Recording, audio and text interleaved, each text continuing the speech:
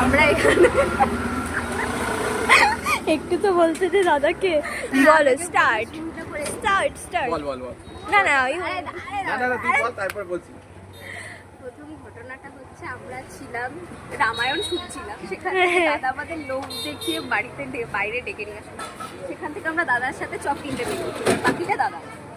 এই যে দাদা। হ্যালো ওরে বাবা বাজে আসছি।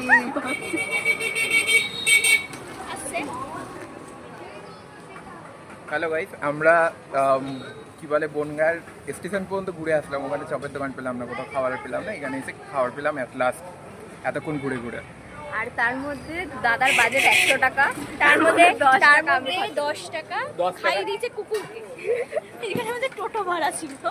10 টাকায় আমার কুকুরকে লাস্টে বলা হলো ওদেরই খাওয়ার জুটবে, আমাদের খাওয়ার জুটবে না। Speak speak. কিন্তু মোটা কথা হচ্ছে যতই আমি খাওয়াই না কেন দাদা আমাদের টোটো চড়াতো না। তো আলটিমেটলি সব টাকা এখানে, এখন আমরা টাকা শূন্য হয়ে বাড়ি যাচ্ছি।